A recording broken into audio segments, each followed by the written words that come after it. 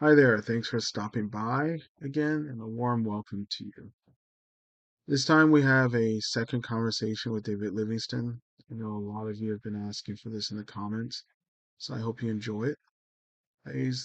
We're discussing his multi-volume work, Ordo Ab Chao, um, but also some of this is there's allusion made to his very latest work, the intellectual history of Zionism and the intellectual um, history behind the idea and the philosophical milieu in which uh, its proponents emerge, from which they emerge. The connection with German Romantic Nationalism, and actually many other Romantic nationalist projects within late 18th, early 19th century Europe. So we didn't have time um, to really go into that. This Ordo Ab Chao, which I think is kind of a masterwork in this so-called conspiratorial literature. I prefer to think of it as parapolitical or metapolitical. He's looking at deep politics and deep history, particularly the connection between very real and historically attested secret societies or clandestine societies, and not necessarily covert, but certainly clandestine, and politics from antiquity to the Middle Ages to today. The politics behind many of the empires of the last 2,000 years.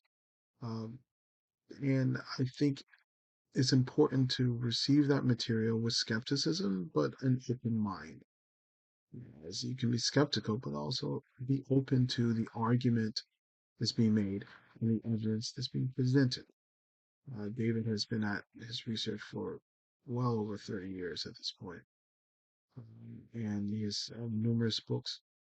He's read thousands of sources, um, discussed with, talked with, interviewed um, numerous informants and human sources, and he's done the work. So I have my own biases. I don't necessarily agree with all of his conclusions, as with anyone that I read. I will read them with an open mind and an open heart, and at least pay heed to their argument and see how it meshes with other things I've read, I know, I think I know, and how logically consistent it is, and how valid the arguments are, and come to a conclusion. So I hope you will do the same. So, two things on my agenda, real quick, before getting into it. First is an apology. The second one is a sort of a disclaimer, a caveat.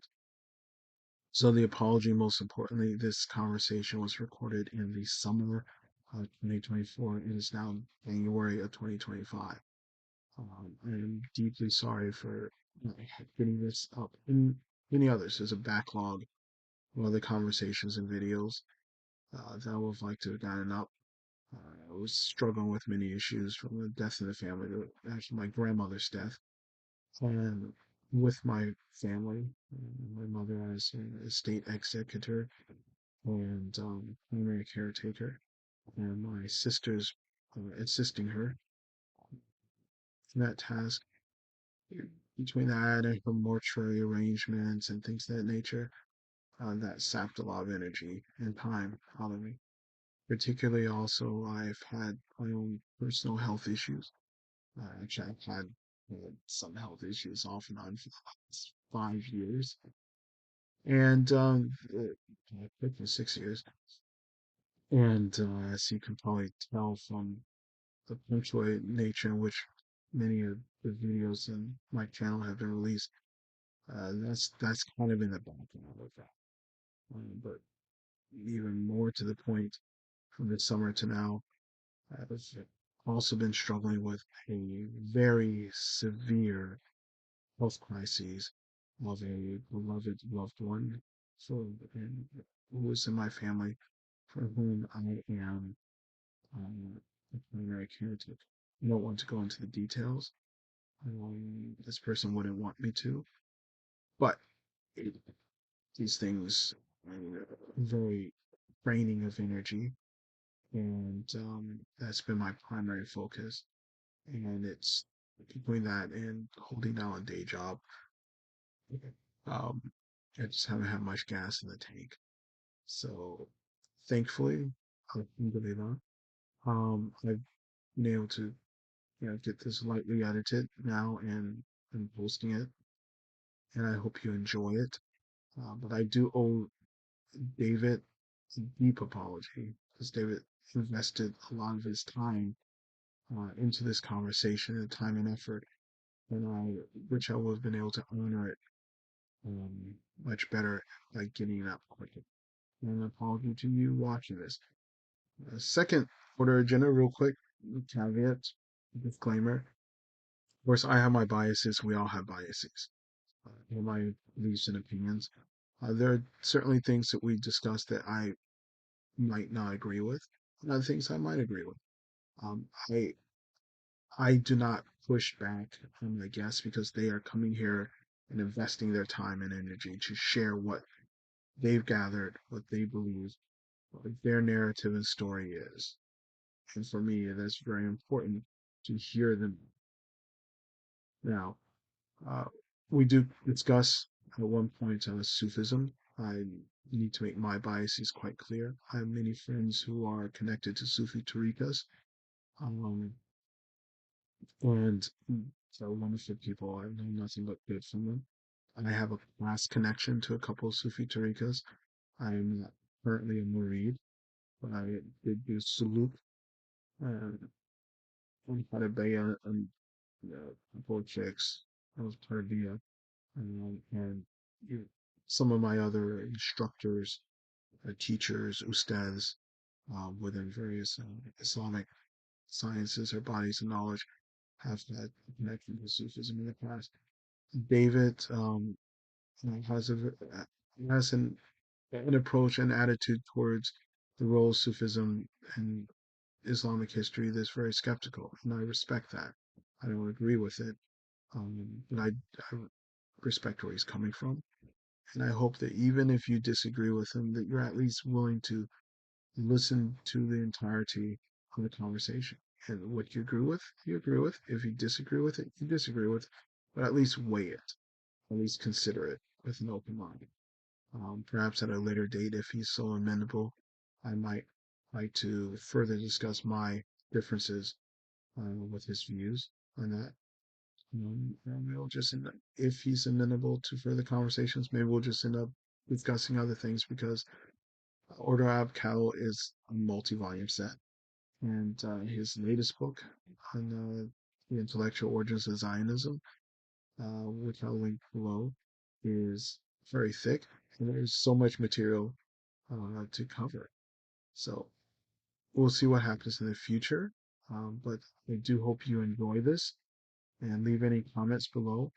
Uh, I will be happy to pass them on to David if you have any question, if like anything that you'd like to directly um, ask him, and if he's so amenable, hopefully we'll be able to further discuss it. So with that, thank you again, and again, my sincere apologies for not getting this up in a timely manner, and I hope you enjoy it.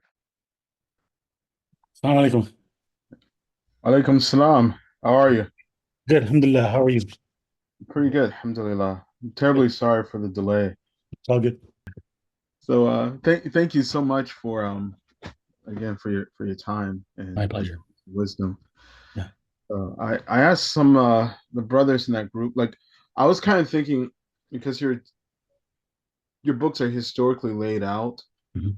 and you're sort of going through the history of this all, but if you're willing to like maybe do multiple sessions, like I could do it all day long. Um, we could just Yeah, as many as you want. okay. Yeah, as many as you want. So I was really interested in the Order of the Nine Angles because Right. of past interest in David Miat. I'm not sure if I'm pronouncing his name right anyway. Yeah. Yeah. Miat or Mayat, I think. probably Mayatim. I assumed, I don't know either. I assumed it was Yeah, Maya. it seems to make sense. Because Yeah, when and we talked a lot about the sort of the background history last time, I thought today we could like make it more relevant to today. We do okay, the order of nine angles. That's going to cover a lot of okay, yeah, because that's going to get into people like Hamza Yusuf, sorry, Hamza Yusuf, okay, real Hamza Yusuf is linked to the. Okay, indirectly, yeah. okay, that's interesting. Mhm. Um, and also like there's like Synarchy, the Yeah. Synarchists, kind of relevant, but Well, all a part of few the of the same. brothers, the group that I'm sorry, Yeah, it's all part of the same network. yeah, Mhm. interesting, very interesting. Um, but one brother, and I don't know if we'd have time to get to this, or Yeah. if not, if this just, maybe things we can cover on another day that still might be interesting. Mhm. But what one brother asked about, what, and this is a broad question, but institutions, universities like Turuk in the Muslim world up until today, they're connected to this broader conspiracy. Yeah. That's kind of broad. Another brother asked, if it's possible to cover Islamic terrorism and its connection to British intelligence and Israeli and American intelligence. Yeah. That's kind of broad too, but That's perfect.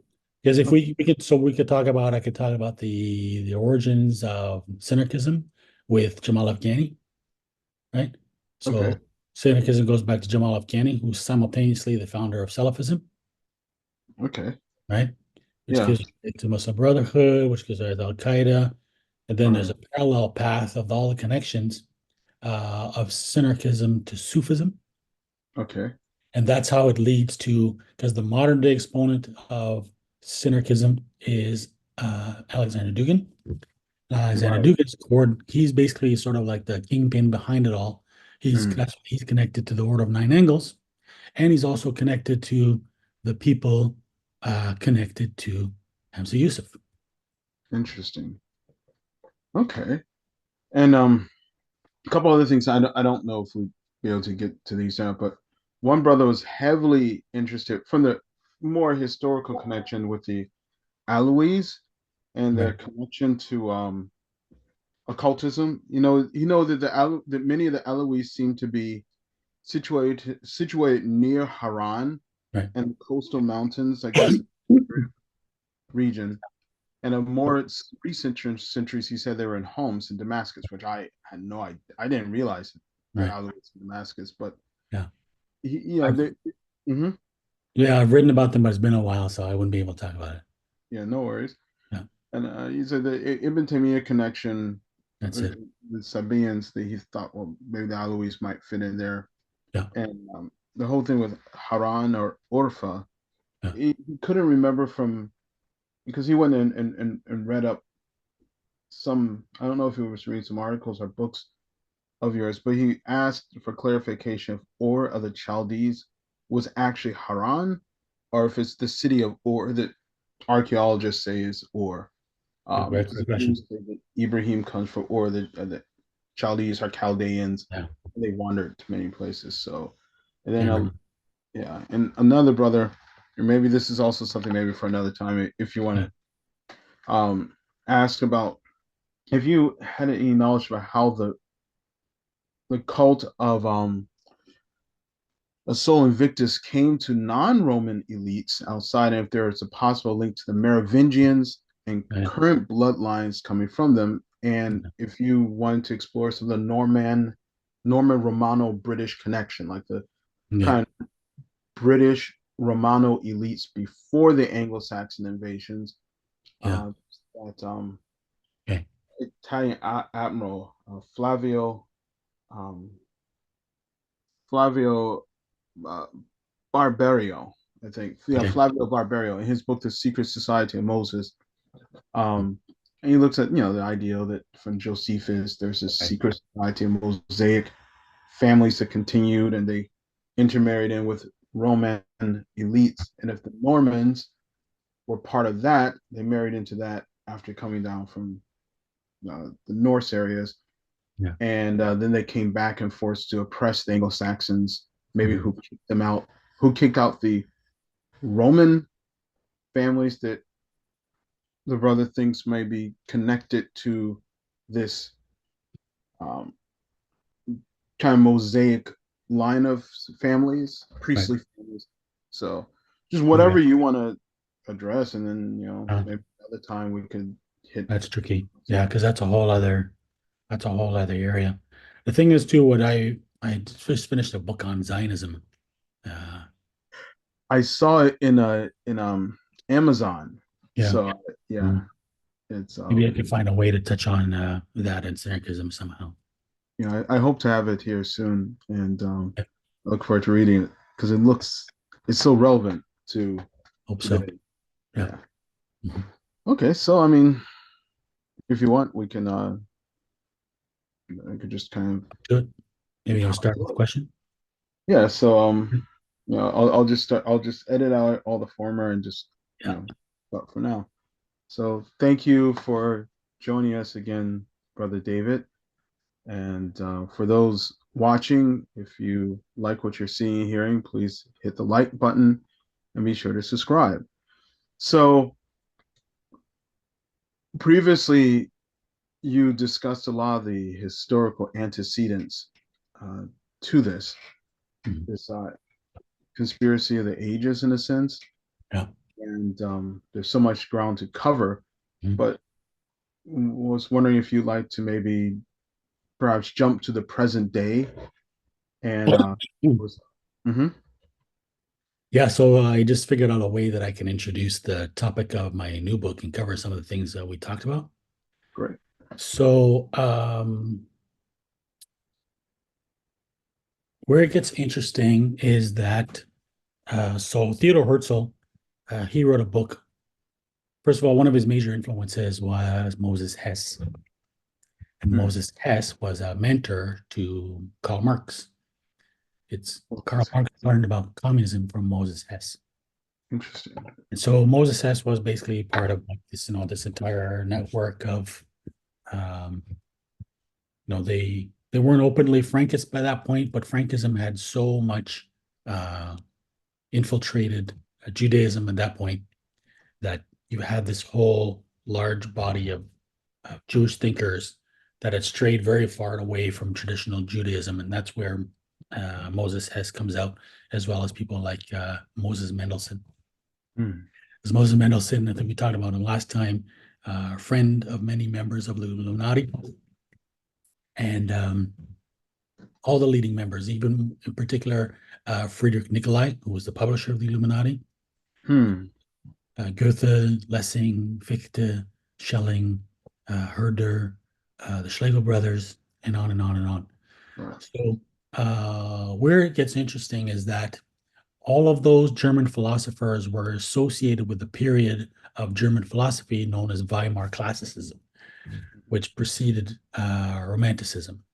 So, really, when you look at European philosophy, that's really where the the modern fruition, around development of it came from.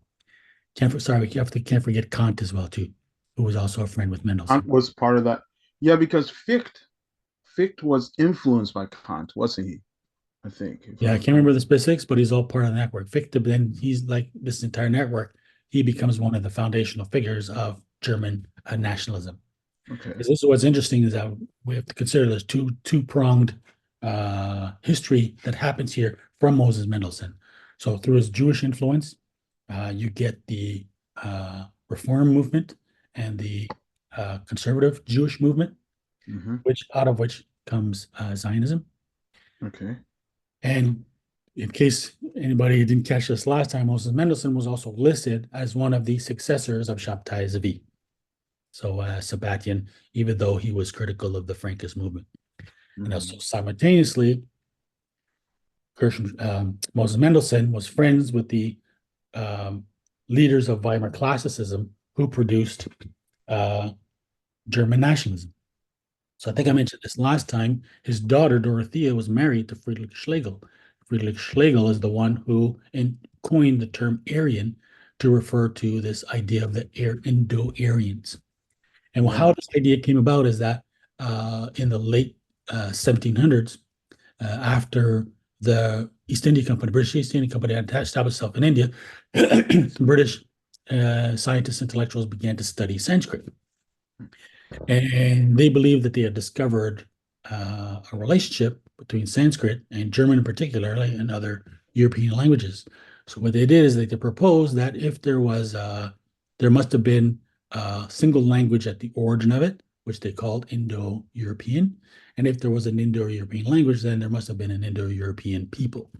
Mhm. And what that was an attempt to locate an origin for the legendary sons of God of the Bible, or the Anakim. So, of course, according to Genesis, the Nephilim, who are translated in English as the sons of God, interbreed. The details of this it's very sparse in the Bible, in Genesis, but the details of it are found in the book of Enoch. And Mhm. there it's explained that the Nephilim are the fallen angels, and they interbreed with the female descendants of Cain, and they produce a race of giants. And it's to them that they teach the so-called ancient wisdom, which effectively is the Kabbalah. Right. So this attempt, they don't come out openly to identify the um, the Indo-Europeans with the Nephilim or the Anakim, but they throw in enough hints that you can see in their texts that you can see that that's what they're trying to do. So basically, that period of the Indo-Europeans is identified with Atlantis. It's identified with the curse of Cain and so on and so forth, especially by Friedrich Schlegel. Mhm. So, what's mysterious is like how do these Jewish intellectuals develop this idea of a racist Aryan race? And it's to be explained in their version of Kabbalah, because according to the Zohar, there is a people known as the Erev Rav in Hebrew, which Mhm. translates into the mixed multitude. The mixed multitude is a people is referred to several times in the Bible who are a corrupting influence on the early Israelites. And so the Zohar identifies them with all of the people, all of this basically this Aryan bloodline, or this Nephilim Anakim bloodline in the Bible, by connecting them. So basically, all of the Anakim, the Canaanites, and so on are supposed to be part of the mixed multitude. Mhm. So we need to understand that these Kabbalists are Gnostics, right? So they um, they interpret the roles of God and the devil in reverse. So everything which the normal person would read and see as positive, they see as negative, and the negative as positive. Like, So the mixed multitude are a positive influence, and an important part of the historical development towards the so-called redemption. So they're described as negative in exoteric literature, but interpreted Kabbalistically, they play a positive role. So this is why you have these basically Jewish Kabbalists developing this idea of the Aryan race. And that's at the origin of how you can explain the development of German nationalism side by side with the development of Zionism, and why the core developers of German nationalism were always related to the Frankists. And in particular, Mhm. they are related to, so two movements were important. There was the Asiatic Brethren, Mhm. just founded by Moses Dobruschka, who was the nephew of Jacob Frank. And so the Grand Master of the Asiatic Brethren was Karl, Prince Charles of Hesse and Kassel. Now, this is a very important family because it's with his brother that the Rothschilds got their start. So basically, the Rothschilds built their money business with the House of Hessen Kassel. House of Kassel traces their descent back to Elizabeth of Hungary. So this is where it gets very interesting. So Elizabeth of Hungary, she lived, I can't remember, would have been maybe the 1300s, I think, something like that. She is considered a saint because she performed a miracle, what's called the miracle of the roses. Mhm. And now her father-in-law was Herman the First of the Landgrave of Thuringia. Mhm. And so the Herman I was the one who organized what's called the Synarchy. The Synarchy is famous, so it's basically a song contest between these various minnesingers. So these minnesingers were sort of medieval poets, and among them was Wolfram von Eschenbach. And Right, Wolfram right. von Eschenbach is the one. So it was at this contest organized by her father-in-law that he wrote Lohengrin, the Tale of the Night Swan. Mm. So the Tale of the Night Swan is important because the Night Swan is another fairy. I'm going to say a fairy tale, but I didn't mean in that sense. It's a tale of a fairy. So when you look at these aristocratic bloodlines, most of them trace their descent one way or another to some kind of demonic entity. Mm. Right? So I've traced it in my other books. The one that's really important is a princess called Morphia of Armenia. So it's an Armenian princess who had a relationship with, in fact, she married a Baldwin of Jerusalem, a king of Jerusalem, and it's from their union, their in fact necrophilic union, because he violated her grave after she died, and he heard a voice that ordered him to return 9 months later, and that's when he discovered the symbol of the skull and crossbones, and that's why you can see now how that symbol was inherited by the Freemasons, and then later, of course, groups like the Skull and Crossbones, and so on and so forth. Mm. The other one is the Melusina. So Melusina again is a water spirit, another demon, and she was apparently the ancestress of various royal houses. Most importantly, um, the House of Lusignan. Mhm. House of Lusignan were an important Crusader family. They were basically the leading successors of the Templars in the Holy Land, Mhm. particularly Cyprus.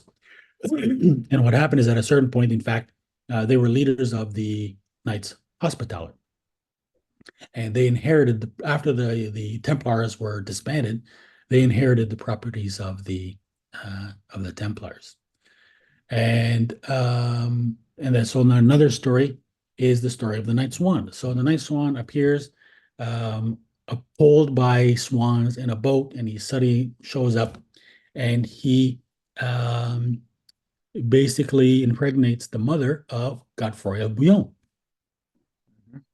And Godefroy of Bouillon is the leader of the First Crusade. So, in fact, after the Crusaders conquered Jerusalem, they offered the crown of Jerusalem to him. He refused it, and it was taken up by his cousin. I think it was cousin Baldwin. Mhm. So this bloodline is very important, and so Oh, many, yeah, not to interrupt. So that's how Baldwin becomes the king of the kingdom of Jerusalem. Then right. first Baldwin, I didn't realize that. That's interesting. So that's the kingdom of Jerusalem is the most important aspect in all of this, right? So what you'll find is that from all these families, particularly, so all of them, Luxembourg. So from the family of Luxembourg, that's where you get um, Sigismund of Luxembourg, Emperor Sigismund, who was the Mhm. founder of the Order of the Dragon, and then the other one is you get a guy named René of Anjou. And René of Anjou, he's the founder of a couple of orders, the Order of the Fleur de Lis, which is another one, and he was also associated with the Order of the Dragon. And so it's his family network that you get the Order of the Golden Fleece. Hmm. So what you see now is that you have these, so not all aristocratic families, but those families that could trace their descent specifically to these fairies uh, would continue to claim throughout the centuries the title of King of Jerusalem. Now, this happened right up until recently, and we'll come back to this point with Otto von Habsburg.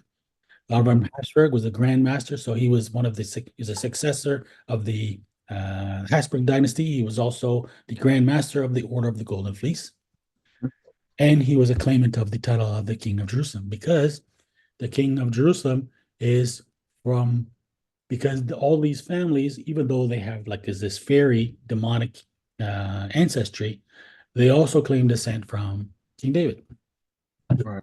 because it's from them, it's from this line that is supposed to produce the Messiah. But now you can see there's basically a Luciferian Messiah.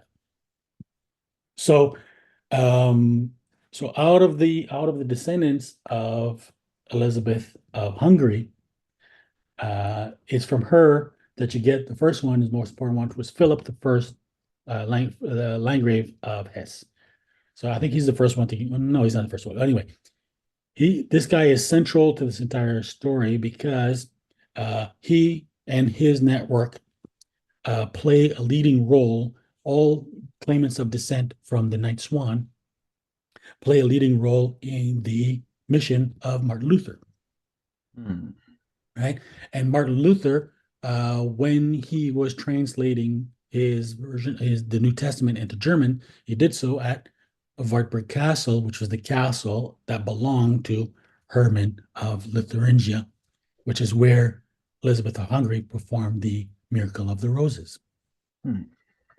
And so now all the grandchildren of this net. So first of all, this network, I can't remember his name, is John Frederick, I think, of Saxony, who commissioned the design of the rose, the Luther rose. It's a 5-petal rose pointing downwards, right? Yeah. Which is adopted by Luther as his seal. And so, of course, their grandchildren become the founders of the Rosicrucian movement, who adopt the seal of Martin Luther.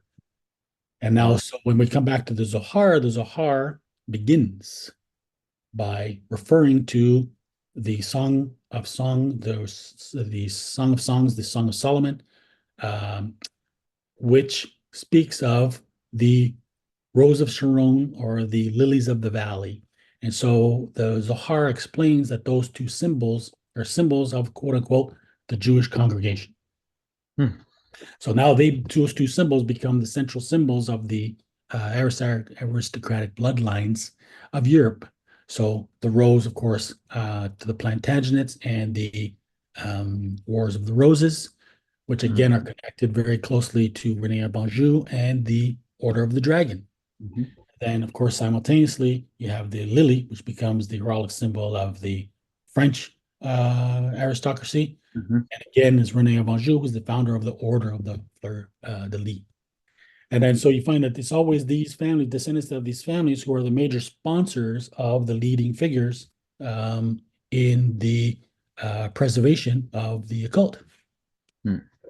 So I want to I have to toss in the Medici, who are crucial in this mix as well too, right? So you find this with the Medici, particularly like people like Catherine de Medici.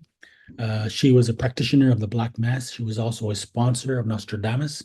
And Nostradamus, of course, now this is central because Nostradamus prophesies the coming of the Grand Monarch, as he calls him. And Right. his grandfather worked for Rene of Anjou. Hmm. So a tight network. Um, so that's just to introduce the significance of the order, sorry, the Night Swan legend, right? So it's important to understand the Night Swan legend is associated with the ancestry of these royal families who claimed the title of King of Jerusalem, who throughout were sponsors of the major figures in occult history. Because when we come back now to Theodor Herzl, he wrote himself in his book, the founding book of the Zionist movement, called the Judenstaat, which means the Jewish state. And he refers to having attended regularly performances of Richard Wagner's Tannhäuser opera, because the Tannhäuser opera is an opera about the Sängerkrieg, the song contest, where Wolfram wrote the legend of the Night Swan. And Wagner specifically explains that how important this was to his motivation. And he said it was only on those nights when he wasn't able to attend the opera that he sort of lost faith in his cause. That's how much.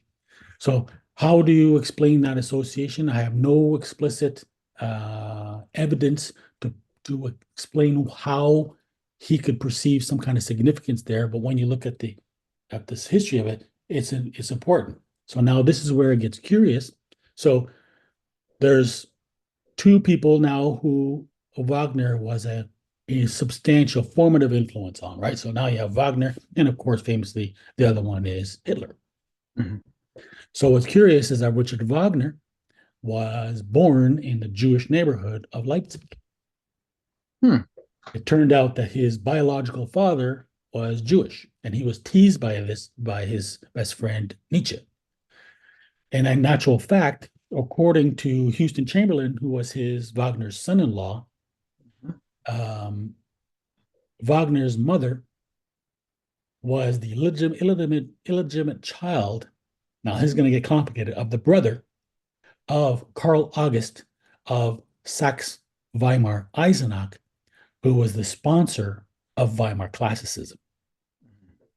Okay, so Karl August now he was a member of Illuminati, and they formed a lodge that was based in Weimar called the Anna Amelia Lodge. It was named after his mother because he, through his descent, could claim descent from the Night Swan. Okay. So now he was a leader. There was a small group of them who were leaders of the Illuminati Lodge that was attempting to revive the Illuminati in Weimar after it had been disbanded in Bavaria in 1787. And it's in this lodge that you have all the leaders. So Christoph Bode was the leading figure of the leading sort of recruiter of the Illuminati. So he went and headquartered himself in Weimar to attempt this revival, and he worked closely with Moses Mendelssohn's best friend, Theodor Lessing.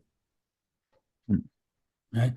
So basically, the Weimar classicism, like I said, really the birth of modern, not only German philosophy, but European philosophy, was centered around this Illuminati lodge, and we're all friends connected to Moses Mendelssohn.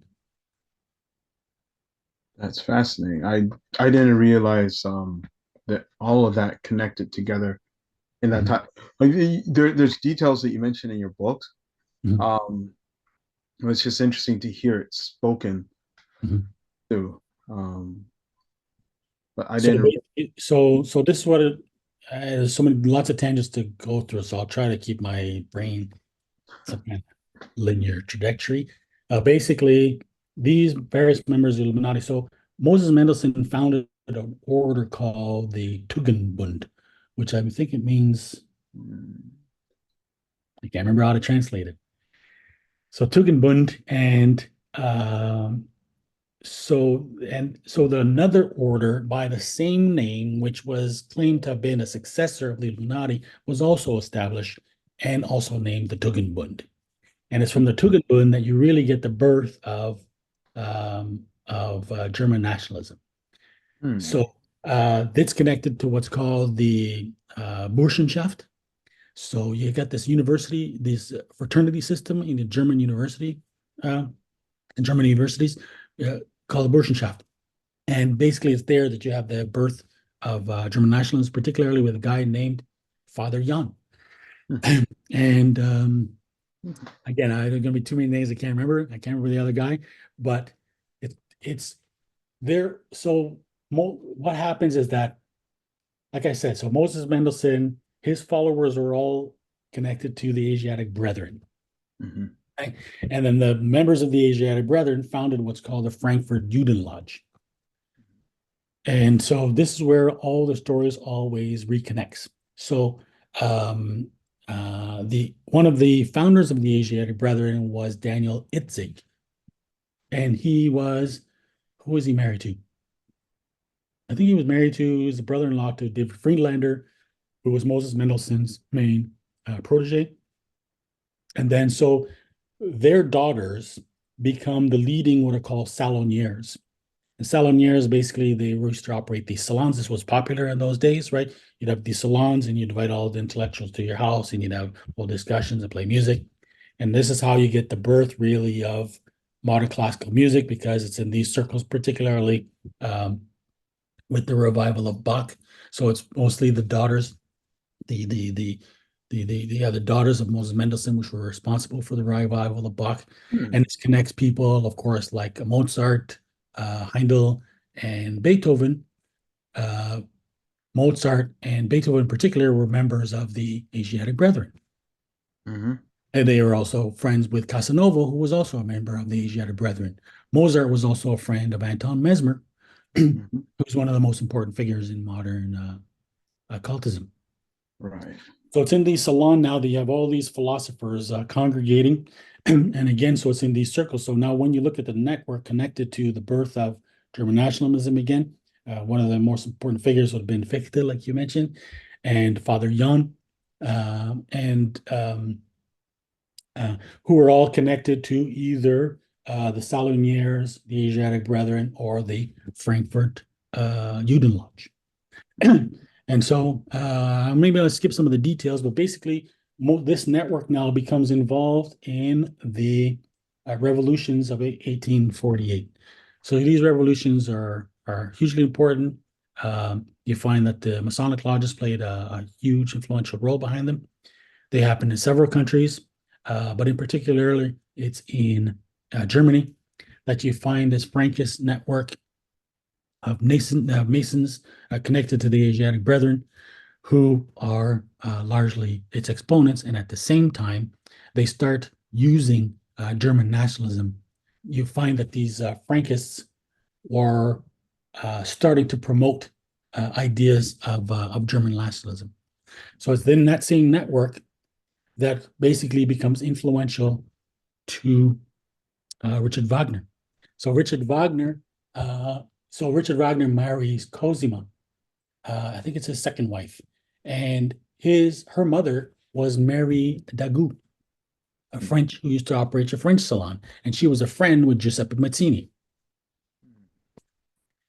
So this is why now, so that whole network out of the revolutions of 1848 is really where you get it's a hotbed of Illuminati and Carbonari, which is headed by Mazzini. And so that same network now basically becomes the support network for Richard Wagner, who himself could also claim descent to the Night Swan.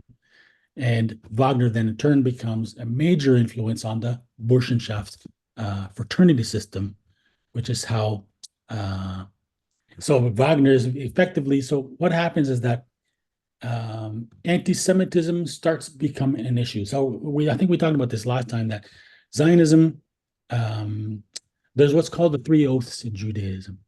And I can't remember what they are exactly, but among them is that the Jews are um, are not allowed to seek to colonize Palestine. So, and they're not allowed to try to bring about or I can't remember what it is bring about the coming of the Messiah or something like that. You have to look up what the three oaths are. I can't remember the details. But basically, the point is that the core aspirations of Zionism were contrary to Orthodox Judaism, right? So that's why the only thing that Zionism could appeal to was anti-Semitism. So that's kind of so the only if they couldn't appeal to Jews to move to Palestine by substantiating it with verses from the Bible or Talmud, they had to resort to scaring them into doing it. So that's why you find some of the first cases start to become promoted or publicized, particularly by the Alliance Israélite Universelle, the Universal Israelite Alliance, which is connected to the B'nai B'rith. It is founded by Adolf Kremier. Adolf Kremier is the Grand Master of Memphis Mizraim. Sorry, not Memphis. It's not Memphis Mizraim yet. The uh, the the rite of Mizraim. Okay. So uh, and then but one of the key people to have evolved anti-Semitism would have been Richard Wagner. And I quote a very interesting case that Nietzsche, because Nietzsche is basically a fervent admirer of Wagner, and he writes a letter that's critical of the Jews. He writes it to Cosima. And she writes back to him, says, well, she said, we kind of want you to avoid this topic because it doesn't fit into our program. And that's the word that she uses, quote unquote. So it's very mysterious that when you look at Wagner's network, like one of his closest early collaborators was it Moses Meyerbeer, who was a famous composer because he's like one of the leading composers of what's called the grand opera, very famous at the time. His like style of opera is like a grandiose kind of opera. His father was one of the founders of the Reformed Temple, which is where, sorry, the Hamburg Temple, which connects the members of the Asiatic Brethren, and the Juden Lodge, which produced Reform Judaism. And Hmm. that's just the beginning of it. So that entire network around Father Jan and the Tugendbund, this is the sort of network of friends and these various, basically, all these composers involved in the birth of modern classical music was part of the Frankist network behind that connected Wagner. And so, yes, so Wagner, of course, is famous for his anti-Semitism. And so that's effectively what he seems to have introduced. And in line with the German nationalism, which is also Frankist in origin. So what's important to remember at this point is that the Frankist movement is an anti-Semitic movement, right? So you have various parts. There's a huge, large population of Jews, particularly in Poland, who tended to be, they referred to as Ostjuden, the Eastern Jews. And they tended to remain traditional. And then you have this like new Frankist network of, of Jews influenced by Moses Mendelssohn who were seeking assimilation. So they weren't wearing the black hats anymore, the curls. They basically were going to, universities and getting jobs in various parts of the society, becoming lawyers, judges, and ran newspapers, all kinds of things. And so they also rejected traditional Judaism, and they are very prejudicial towards traditional Jews. So a lot of the early anti-Semitism that you find is actually expressed by Frankists against the traditional Jews or Ostjuden. And so that kind of explains how the Frankists were promoting German nationalism and were anti-Semitic at the same time. Both of them seem to have been vehicles for their agenda. So to skip forward, again, Wagner was a central figure behind the Burschenschaft movement, and one of the leading figures um, of sort of German nationalist anti-Semitism was George von Schörner. And I can't remember the details, but you look it up in my book. He was his father, basically his grandfather was Jewish and worked for the Rothschilds or something like that. And that's par for the course. In fact, there's so many details I could say. That's why my book is actually pretty big.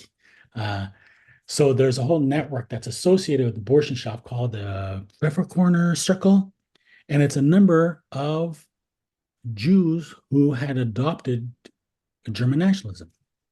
Among them were people like Sigmund Freud, and of course Theodor Herzl. So that's where Theodor Herzl got introduced to these ideas before he then developed his ideology of Zionism. So there's other things we want to talk about. There's a lot more. There's too much detail that I can't even remember. But basically, this is why from Richard Wagner, you get what's called the Bayreuther Kreis. This is the circle of his followers who are established in Beirut. And I go in a lot of details about the connections of what's going on behind the scenes with the Frankists. But basically, it's why this Bayreuther Kreis, and particularly his son-in-law, Houston Chamberlain, who really become the leading advocates of this sort of Wagnerian anti-Semitism and this use of German mythology to promote, to cultivate German nationalism. And so, we can jump ahead, and that's why Wagner's, was it his sister-in-law, his daughter-in-law, Winifred, who becomes close friends with, first of all the leading members of the Thule Society, but of course, Hitler himself. So again, there's too many details that I can't get into there, but It's fascinating. pardon? It's fascinating. There's so many connections. It is. So it's consistent, but just to summarize, so basically, like that's what I trace a lot to is so first of all, the origins of the Thule Society amongst the Donme in Turkey, right? So Rudolf von Sabotendorf, who was the founder of the Thule Society, learned Kabbalah from the Donme in Turkey, comes back and founds the Thule Society. Um, and then you look at all the Nazis who either claimed Jewish descent or had to deny Jewish descent. So, I mean, who was openly known to be Jewish was Hitler's chauffeur, Emil Maurice, but Hitler gave him a pass. There's Goebbels, who had to fight rumors of his Jewish descent, and most curiously, um, Reinhard Heydrich, who was basically the architect of the final solution. So I go into all the details. I in fact a whole section dedicated to the entire story about the rumors and proofs of his Jewish ancestry and his attempts to try to hide it. So that's pretty consistent across the Nazi movement. And this maybe could be a good time to come back to how this fits into modern times, because I think it'd be good if we talk about how this affects the Islamic world, that we're not just talking about something which is just, a history of outside Islamic world, that this impacts us directly. Right. So when we go back to the Frankfurt Judenlodge, which was founded by followers of Moses Mendelssohn, a very important person was initiated there. His name was Edward Bulwer-Lytton. And Edward Bulwer-Lytton becomes the leading figure of what's called the Occult Revival. And that takes place in the last half of the 1800s, 19th century. And why it's called the Occult Revival is because all of a sudden now, so this is where it's important actually as well too, is that, the Illuminati were very much responsible for preaching for a separation of church and state, preaching that religion is a superstition, when in curious fact, the Illuminati were themselves occultists. So it's not that they were atheists, it's that they were Luciferians.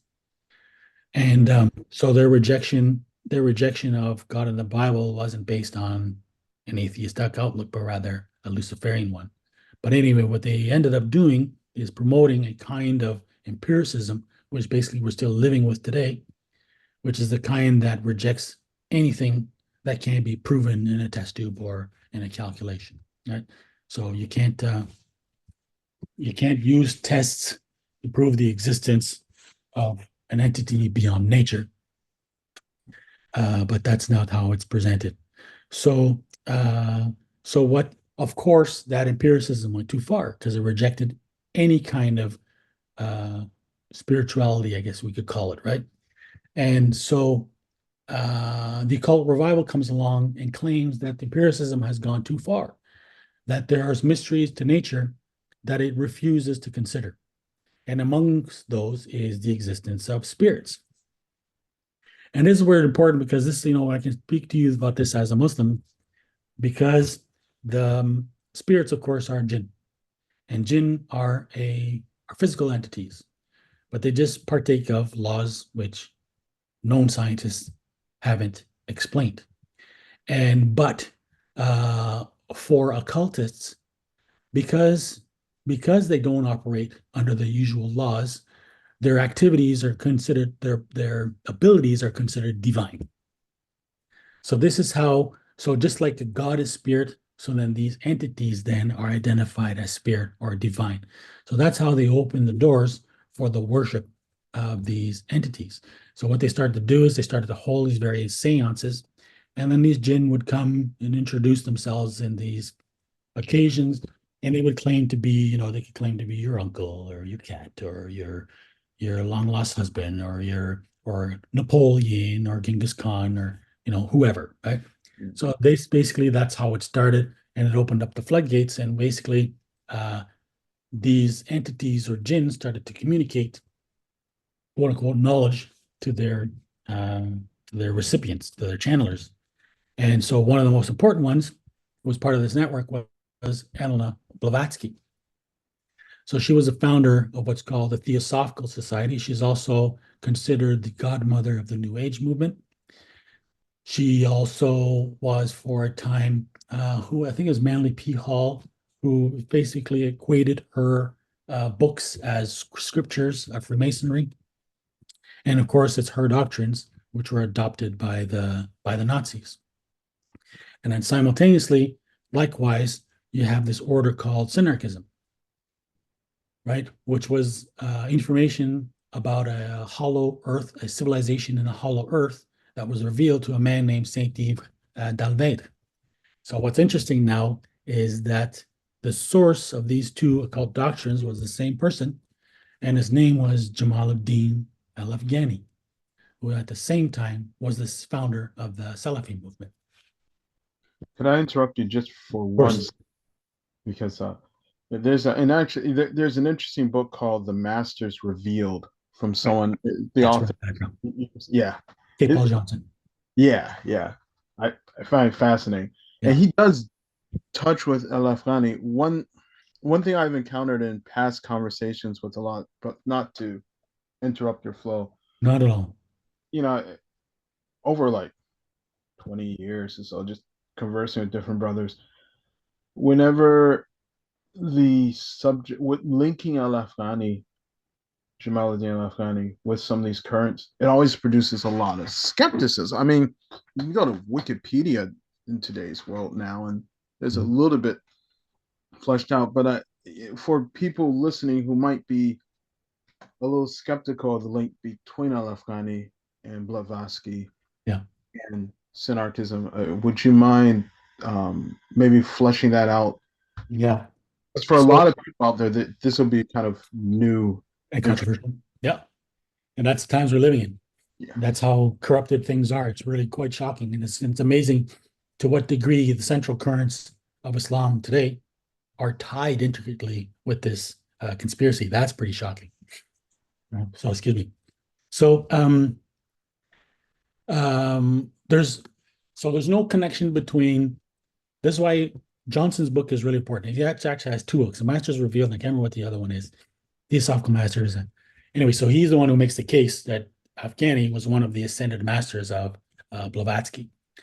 There's a lot of circumstantial evidence because they always happen to be in the same place at the same time for her various travels. But what he was friends with all of Blavatsky's disciples. So one of them was actor James Sunua, was a Jewish Egyptian actor, and his girlfriend, Lydia Pashkov, I think it was, and also Katkov, who was Blavatsky's publisher. Blavatsky was also, and Muhammad Abdu were also interacting closely with Richard Burton, who is another theosophist. Richard Burton is Sir Richard Burton. He's famous for having translated the 1001 Nights, but he was also a spy, occultist, and so he was closely associated with Abdul Qadir al-Jazairi, who's another famous Algerian hero who also happened to have been a Freemason. And so they were all part of the network of Qadiriya Sufis, who is a Sufi order that traces its descent back to Abdul Qadir al-Jilani. And so I bring up this. I've been attacked on this point, but the fact is that there's a Jewish tradition of venerating. If I remember the details, sorry, it's been a while since I looked at it, but venerating Abdul Qadir's grave, who was considered actually to have been Jewish. So, of course, I've been attacked by Muslims, but my point is, it's not what I'm saying, and you can look it up. This is what Jewish people, some Jewish historians are saying. So it's not to say that it's true. I think it's curious that it's claimed. So, Which is yeah, fair. Yeah. I mean, that's entirely fair. I've come across that myself, yeah, which puzzled me because I once had a lot of veneration for the Qadiriya. I right, went yeah. still have a So I'm lot not sure what happened to it. I mean, maybe it had a legitimate past, but the fact is that's why the modern branches of it, which is what I refer to as, I wrote an article about it called the Sufi conspiracy, is entirely intertwined with the occult. And this is where we lead back to, if we want to get there, to talk about Hamza Yusuf. So basically, because this network evolved the Qadariya, they evolved the Qadariya to two Sufi orders, the Qadariya, but also the Shadili Sufi order. So because it's just Shadili that René Guénon. So René Guénon, who was one of the major, so you got three important disciples of Saint Yves d'Albret's or Synarchism, and the one is Papus, and his and René Guénon. René Guénon is considered the founder of what's called traditionalism. And so he was initiated into the Shadili Sufi order. And this is how he had connections to various scholars, because what he did is that he converted to Islam and he moved to Egypt. So he had various friendships with members of the scholars of Azhar and members of the Muslim Brotherhood, because Hassan al-Banna as well was a member of the Shadili Sufi order. So what's interesting is that I quote Hassan al-Banna in my book, where he says that he claims that his agenda is founded on both Sufism and Salafism. Because, of course, his mentor was Rashid Rida. And Rashid Rida was a pupil of Muhammad Abdu, was a pupil of Afghani. And so it's through Rashid Rida that Salafism becomes introduced to Saudi Arabia. But what's important there is that both Salafism, so it becomes basically merged, effectively merged. There's a lot of people going to contest that point, but they're minor details that is not really important. The reality is that both traditions are based in Ibn Taymiyyah. And the reason why they appeal to Ibn Taymiyyah is because Ibn Taymiyyah effectively provided a loophole which helped argue against taqlid. Mm-hmm. And so I think we talked about this last time, that in I think the 3rd or 4th century AH, the doors of Ijtihad were closed. Mm-hmm. Again, please, there's going to be some nitpickers out there or my imprecise details. I can't remember the exact century, but the doors of Ijtihad were closed to protect Islam, from then on. That's not to say there's been points, because effectively what they've done, and this is what Afghani's point was, right? He looked at the Islamic world. He said, look at us. We're in a state of deterioration. The only way we can revive Islam is to reopen the doors of Ijtihad so we can reinterpret it for our times. And that's the con, because the reality is that Ijtihad could continue to be practiced, but it could only be practiced within a madhab. And a madhab effectively is really, it's a methodology, and it helps to guide how you're going to formulate your fatwas. So it doesn't mean, the idea that it could possibly, it's the opposite was true. It doesn't suppress Islam, it protects it. And it wasn't Islam that needed reforming, it was Muslims that needed reforming. But that's the con that they got away with. So it was Muhammad Abdul Wahhab, who was the founder of the Wahhabi movement in mid 1700s, who, by several accounts, again, I think we talked about this last time, but the CIA discovered a document within Iraqi intelligence that had compiled a report based on various researchers, which claimed that Muhammad Abdul Wahhab and Ibn Saud were Domne Jews. And of course, there's the famous account that Wahhab was recruited by a certain Hemfer, Mr. Hemfer, as it's been transliterated. That, of course, is there's very little evidence for it, but there was a Turkish author in the late 1880s, I think, who wrote about a Mr. Hemfer who had recruited Abdul Wahhab, and of course that's almost a century before the Hemfer memoirs emerged. So again, it all goes back to the same con that Ibn Taymiyyah introduced into Islam, which is opening up the opportunity to open the doors of Ijtihad. And that's exactly what Muhammad Abdu did when he worked closely with Lord Cromer uh, who was viceroy, I guess, of Egypt at the time, and their early attempts to try to reformulate Islam. And one of their primary headquarters was Al Azhar, and Al Azhar became basically sort of the vanguard of this sort of rewriting. And it's cleverly disguised, but it's effectively been the instrument through which Islam has been rewritten in our time. So this is where it gets interesting. So that's why this whole what I call the Sufi conspiracy goes back to the Shadili Sufi order, because there are a whole lot of details we could talk about what happened in between, but basically um, you get the followers of Rene Guénon. One of the most famous ones is a guy named Fritjof Schwan, who was a Swedish quote unquote convert and Sufi who founded what's called the Mariamia Sufi movement, pseudo Sufi movement.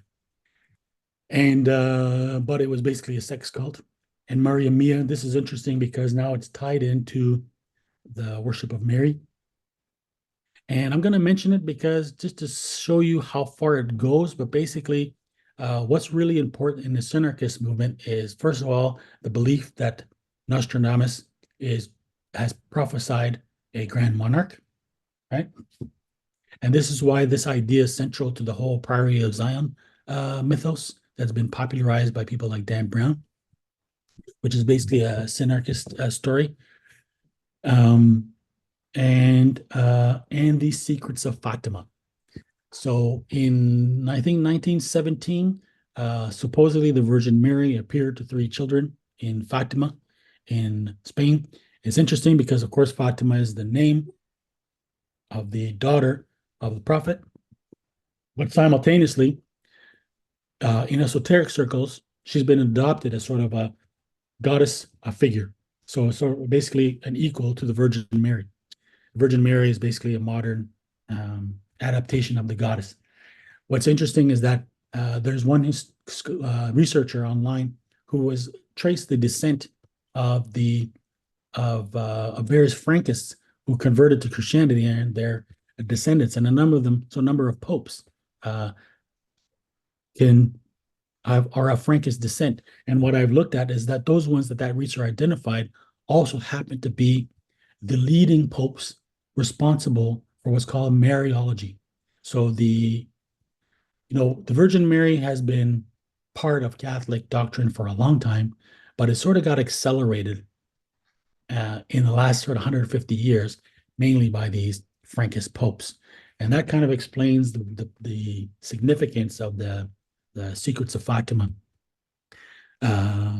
So again, this ties into Synarchism because Synarchism is the belief that you have a stratified society where it's like a Plato's philosopher kings. You have these priests effectively, and the priests make contact with the other world where they receive instructions and they use these instructions to guide. It's the same reason why the book of Revelation is so important, because the book of Revelation is considered to be not by normal Christians, but by occultists as being channeled information. And this is why the book of Revelation serves as a blueprint that they are following as a guide to implement the New World Order redemption, or whatever you want to call it. So the Secrets of Fatima is considered another such a revelation, another basically a Synarchist revelation. Except by these secret popes, it was turned into official Catholic doctrine without, of course, the vast majority of Christians recognizing, or Catholics specifically, recognizing what was going on. So that's how it ties back into the Mariamia. And so in the Mariamia, an important member was a guy named Syed Hossein Nasser. Yeah, actually, he was my college professor for a couple of years. I went to George Washington University Right, back in the early exactly. 90s, and I had a bunch of classes. He's the reason I was a choice between Howard University, Yeah, George Washington, and a couple other ones. And of course, my dad wanted me to go to Howard because it's a yeah, historically black university, yeah, and he went to Howard. right. And at the time, I didn't really know what I wanted. I was starting to get into Yeah, Islam. as a late teenager. Yeah. And I just saw this. I was wandering around the campus. I just saw this flyer. It's like a Mm. Islamic art and class, Yeah. Islamic art and spirituality, and another one class on Sufism. I Yeah. was looking at Said Hossein Nasr. I was like, I think I'm going to sign up here. Wound up Yeah. like 80 grand in debt, and Sure. I transfer out, but Yeah. that's a little anecdote tangent. But yeah, I'm really familiar with Said Hossein Nasr, and Yeah. So he's pretty important because he's a yeah, leading, he's a pretty high profile figure. He's one of the leading exponents of traditionalism, which goes back to Rene Guénon of the Islamic variety. Because what's important to understand about what Rene Guénon taught is that so these guys are all perennialists, right? So they believe, and it's an idea that goes back to the Renaissance called the ancient wisdom or the Prisca Theologia. It's the idea that there is a single underlying ideology or whatever theology that you can find throughout the world. And effectively, they think that it surfaces in various ways. So it surfaces, of course, in things like Neoplatonism and Hermeticism. Uh, and reality is what they're that's sort of the public face of it. The reality is what they're referring to as Kabbalah. mm, And so they're trying, so they regard Kabbalah as being sort of the secret esoteric teaching behind all of the exoteric branches, right? So in Christianity, you have Gnosticism, Judaism would be Kabbalah, and in Islam, it would be Sufism. But what they're actually referring to was the Kabbalah, which that those branches are uh, manifestations of the infiltration of those religions, not the, of course, not the core origin. So yeah, so that's basically what um, Rene Guénon taught. So effectively, since every exoteric religion shares the same original perennial philosophy, you could pick one, and then so you could pick any esoteric track because it would be the same. He happened to choose Islam. So, Said Nasser, also a friend with Henry Kissinger. He was also a friend with Peter Lamborn Wilson, aka Hakim Bey, yeah, actually, right? Who was yeah, a friend of um, Robert Anton Wilson and Carrie Thornley. Carrie Thornley was the buddies with Leo Harvey Oswald and founded the movement called Discordianism, which Jim Garrison believed was a CIA friend. I didn't realize that Robert Anton Wilson, Kerry Thornley, and Pierre Lambour Wilson all knew each other. I didn't Mhm. realize that. That's fascinating. Because um, Peter Lamborn Wilson basically founded what's called the Moorish Orthodox Church, which is Hmm. a kind of a joke, right? It's a bit of a Right. kind of a Discordian fake church. And Moorish Orthodox, so it's supposed to be based on the pederastic tradition of Sufism, if you know what I mean. Right. Yeah. And also, it was supposedly modeled after the Moorish Science Temple. And the Moorish Science Temple was where Elijah Muhammad got his start before he founded the Nation of Islam. It's also where Wallace Farad, the supposed, God of the NALY, got his start. There's a very curious history. There's a very, very dark story about Wallace Farad and that whole network and involving like fraud and human sacrifice and all kinds of very, very strange things. I've got the articles on my site if anybody wants to read it. Because Freemasonry is a Masonic, Nation of Islam is a Masonic uh, front. And now a Scientology front. So, according to Peter Lamborn Wilson, the Moorish Science Temple was founded by Noble Drew Ali. And according to Wilson, Noble Drew Ali's parents were initiated into Salafism by Jamal Afghani. Which, when I first heard that, it seemed I didn't know how to mentally fit it together, but it seemed plausible because my dad used to know this guy named Wali Akram. Allah have mercy on him. He was like the oldest Muslim convert in Cleveland. Like Right. he'd be like 130, 140 by now, but he he founded the first Cleveland mosque way back, like way back in the day, and he told my dad this, the story about like Noble Drew Ali and, well, I won't say Noble, about Drew Ali Right. and his father Elijah Muhammad, and Wali Akram claimed that he actually had a debate with them, like Mhm. each of them separately, and he claimed that each of them knew, quote unquote, Orthodox Sunni Islam. They Right. knew about Islam, Yeah. but particularly when he was talking to Wallace Fard, he made this argument that, well, the black man in America isn't intellectually ready for Yeah. Islam, so we're going to do this as a In the stepping stone. preparatory stage. Yeah. Yeah, and there was, and he, I mean, I guess back, you didn't have the internet, but Wali Akram suspected that there was some Masonic stuff involved and Yeah. some other things, but he claims to try to give dawa to both Drew Ali on one hand Mhm. when he was younger and met him, and uh, Elijah Muhammad and Wallace Fard, who were Yeah. basically associates together at the Yeah. time. And according to him, the whole nation of Islam, he said that they knew they knew what Salat was. They understood the five pillars. They really knew a lot more about actual Islam than they let on, both of them. But there was kind of this thing they had going on. So that was a tangent. I'm sorry, but it just that struck a memory. You know. Yeah. What's curious is that Malcolm X was shot a week after he held a press conference to reveal that he had participated in meetings between the Klan and NOI. Hmm. It's interesting. If you look for the funding, so this is what I get into in my book. Is so there's you have there's an entire network that is involved in the JFK assassination, right? So now this brings us back to Lee Harvey Oswald again, right? So the JFK assassination was a cabal that took place in New Orleans, which is where Kerry Thornley lived, and involved Permindex, which is a Mossad front. It involved the John Birch Society and the Klan. And the John Birch Society was a Klan front. Really? And yeah, so the three important sort of oil tycoons behind it all was Clint Murchison, Sid Richardson, and H.L. Hunt. H.L. Hunt is the guy that the character of J.R. in the show Dallas was modeled on. And so H.L. Hunt was simultaneously funding um, what's his name, the founder of the American Nazi Party, Nelson Rockwell. Pierce? No, no. What's Rockwell? Rockwell. George Rockwell, right?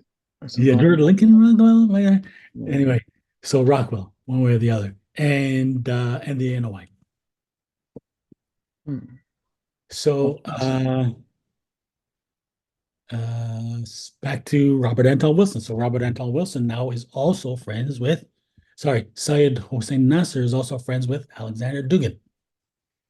So Alexander Dugin is the leading exponent of traditionalism and synarchism in our time. He's referred to as Putin's Rasputin because apparently he's the architect of um, of Putin's Russia's foreign policy, particularly around the idea of creating a Eurasian empire. And he regards Putin as being the grand monarch prophesied by Nostradamus, and who is going to bring about what he calls the empire of the end times. And what's interesting is that if you look at the literature of Angelina Dugin, he explains that the end Oh, times brother, is, I'm sorry. yeah, Pardon me. My wife is calling me. Do you mind if I just take oh, of course, please go ahead. just a few moments? Thanks.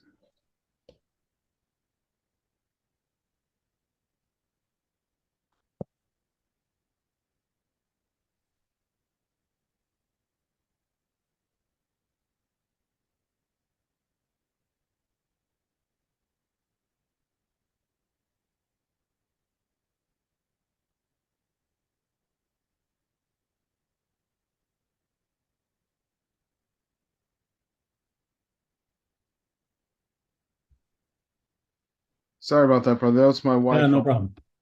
No, She just started a job and she missed her bus home, so she's gonna have to take another bus, Yeah, and it's gonna drop her off at another part of town. So she just wanted me to want to ask me to pick her up from there in a bit. So it'll probably be about 30-40 minutes or so. perfect. I was going to ask if we could stop before 7:30, so it's going to be us Okay. or Yeah.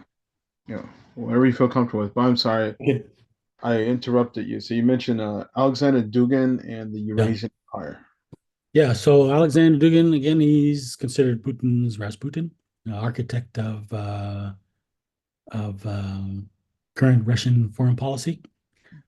So he's also, so now this is where it gets interesting is that um, because all of this happens is being orchestrated by what is called the fascist international, right? So Dugin, he's not recognized as such, but that's what I'm proposing is he's a leading figure inside of it. And so his mentor was two guys, Jean Parvulescu and Raymond Abellio. And both of them are important, offered important inspiration to the development of the Priory of Zion mythology. Because Raymond Abellio, his name is named after um, there's a famous Nazi researcher. The Indiana Jones character is kind of modeled after him. His name was Otto Rahn. So Otto Rahn identified Belial as being a god worshipped by the Cathars, because of course they believed that the Holy Grail had been preserved in a Cathar castle in France called Montségur. Right. And Raymond would have been one of the leaders of the Cathars, so he sort of joined the two names to decide. He used it as his pseudonym. He Ah. was also friends with Antoine Pinet. Hmm. Antoine Pinet was the founder, with Jean Violet, head of the French Secret Service, of the what's called the Pinet Circle, or just short, the Circle. And the Circle is the umbrella organization of the fascist right. So the entire network of this fascist conspiracy links back to them. Antoine Pinet was also the founder of the Bilderberg conferences, Mhm. one of the founders. They were founded a year apart from each other. I can't remember which one came before which. And both Violet and Pinet were also Synarchists during the Vichy regime of France. Because basically, that's why I have an entire chapter devoted to it. The Vichy France, uh, after during World War II, was a collaborationist government, which was a Synarchist government, and which was led by a guy named Jean Coutreau. Jean Coutreau, it was friends with Aldous Huxley, and it was Jean Coutreau. It's the person who coined the term transhumanism. It's usually attributed to Julian, his brother Julian Huxley, but in reality, it was Jean Coutreau. A whole other can of worms there. So basically, Jean And Pinet, Jean Cousteau is sorry to interrupt you, but yeah, the proponents of the whole Prairie of Sion um, mythology, they it's put Jean right? Cousteau as one of the grandmasters. But that's Cocteau. I'm Jean sorry. Cocteau. That's Jean Cocteau. Okay, I'm sorry, I misheard you then. So Jean Coutreau Jean Coutreau was supposedly leader of the I can't remember what Synarchist order. He's supposedly the author of what's called the Synarchist Pact. And Jean Cocteau was a famous artist, a French artist, who was reportedly one of the grand masters of the Priory of Zion. And see, what's interesting when you look at the Priory of Zion is two things. It's linked actually to three important channels. One of them, if you look at most of the grand masters, they are the same as the listed grand masters of the um, Order of the Fleur-de-Lis, founded by Rene of Anjou, as well as the Order of the Golden Fleece.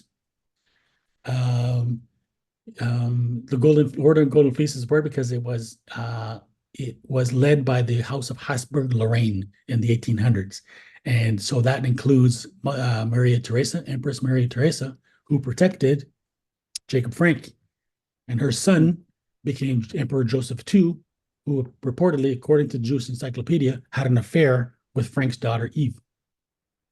Hmm. Jacob Joseph II was important for introducing the Emancipation Edicts that Moses Mendelssohn's followers were important in helping to influence. And so, yeah, so they were the grandmasters of his brothers in particular, who were grandmasters of the Teutonic Order of Teutonic Knights and the Order of the Golden Fleece, because the third founder of the Pinay Circle was Otto von Habsburg, who was at the time the heir of the Habsburg line of Habsburg-Lorraine and the grandmaster of the Order of the Golden Fleece. He was also the founder with Richard Coudenhove-Kalergi of the Pan-European Union, which was a Synarchist movement, which was behind the formation of the European Union, which was a CIA project. So the Pinay Circle was also behind the Gladio Network. And the Gladio Network was a CIA project to exploit fascist terrorists in Italy to carry out acts of terror that would be blamed on the communists to undermine the influence of the Communist Party in Italy. A famous case, of course, was the Red Brigades, who murdered Aldo Moro.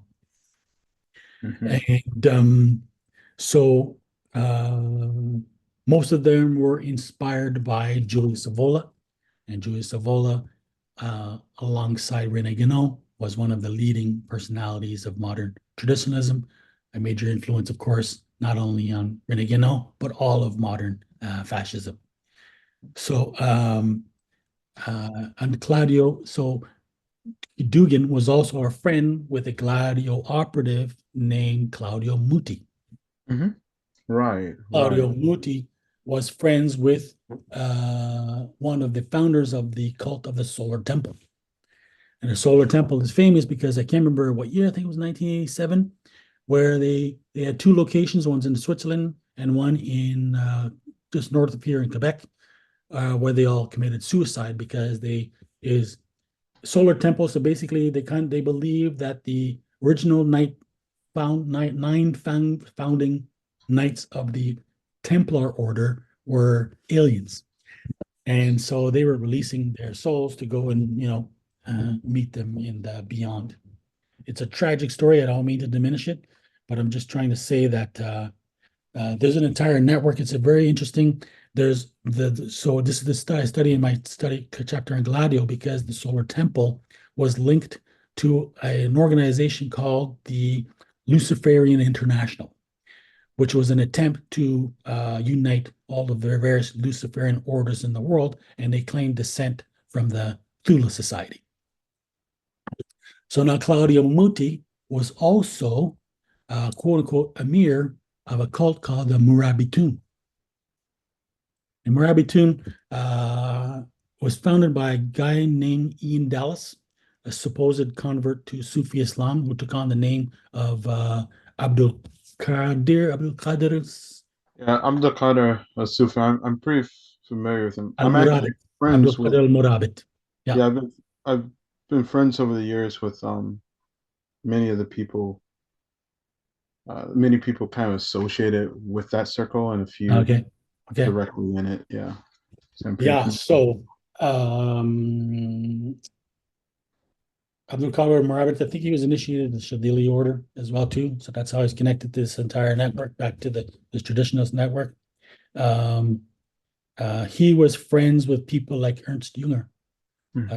So I found all this out because I had the blessing of being contacted by Brother Osman, is what he called himself, and he was Osman the Italian. Osman Italian, and he Yeah. published a website. He contacted me long enough to let me know of all the things that he discovered, of all the secret Masonic associations. He had photos of the people involved, so he showed to me. So Ernst Jünger is no small character. What you have is that in the entire period from after World War II, even earlier than that, to the rise of Hitler, there's what's called the German Conservative Revolution, and there's a number of people who are influential in that. Central characters, so Ernst Jünger is one of them. Carl Schmitt is another one, who was a crown jurist of the Third Reich, who was I show his, he was a friend, first of all, so Carl Schmitt's ideology interestingly enough, was based on the Kabbalah. Hmm. In fact, Carl Schmitt, I'll come back to this later, but he comes up with a dichotomy of the Kabbalah, which influenced Dugin. But so we need, that's how this is all connected. So the German conservative revolution, um, um, they tried to differentiate it from the Nazis. They tried to place the Nazis as only one of several groups as part of this German conservative revolution. So the person who popularized it, his name is Armin Muller, who was Ernst Junger's secretary. Armin Muller ended up becoming friends with Alain de Benoit. And Alain de Benoit founded an order called GREC, which is the parent organization of the New Right in France, the French Nouvelle Droite, as it's called. And so all the leading personalities are associated with Grèce, this sort of fascist period in France. Among them is Arthur Koestler. Arthur Koestler is the author. He is basically a famous author. Worked with OSS and Dulles at the CIA. He worked with Bill Donovan. And then he wrote what's the 13th Tribe. And 13th Tribe, so despite being because the purpose of Grèce was to study Indo-European origins. So despite the fact that he was part of this fascist Nazi organization, effectively, he wrote a book called, and Jewish, he wrote a book called The 13th Tribe, which claimed that Ashkenazi Jews were actually Khazars. That's another tangent, just to place some of this stuff in context. So that's Ernst Junger. Ernst Junger was also friends with Albert Hoffman, who discovered LSD and worked closely with Alan Dulles in MK Ultra. And Know they were that. both friends with Ian Dallas. They invited for various conferences held by the Moabitun, which had various kinds of Masonic associations. If I can ask, clarify, so you mean Albert Hoffman was Mhm. friends with Ian Dallas? Alan Hoffman was the scientist, the Swiss scientist who discovered LSD. Right, right. He was He friends knew with Ian Ernst Jünger. Dallas? He introduced Ernst Jünger to LSD. They both tripped together. Really? Yeah, I had no idea. and it's amazing how tight this Yeah. circle. So And now associated with Ian Dallas is a guy named Martin Lings, famous mhm. for his biography of the Prophet, but it turns out that he's a traditionalist, and Ian Dallas in particular, um, Hamza Yusuf claims him as his probably his leading mentor. Right. If I could um not push back per se, but you know, I I've known, like, I used to correspond with Othman the Italian. At the time I was starting to meet people connected to the Murabitu movement. Mhm. And there are a lot of rumors, there are a lot of things about them that alarmed me at first. I will say that while there were some things that were questions, and certainly Othman the Italian, he definitely alarmed me. Mhm. There, when I looked at their history and I looked at the work they did, for example, like Ian Dallas's group, they founded one of the first, modern mosques for Muslim converts in England, and they founded the Norwich community. They founded the first contemporary mosque, like in Granada, Spain again. Opening that up, there's this community up in Mexico, and the Chiapas people there associated with them. And one thing that I've encountered, like I've met, a couple of their very long lived established followers in Norwich, um, and I've always found the member. I've never met Ian Dallas, Sheikh Abdul Qadir personally, but all of his followers that I met have struck me as being some of the most dedicated. Most, and also something I found interesting was a lot of them are very anti-perennialists. They have a lot of criticism against the perennialists, against like their emir, uh one of their emirs, his name slipped my mind, but he's Basque from the Spanish region. But he wrote a book called The Esoteric Deviation in Islam. Oh yeah, him. Yeah.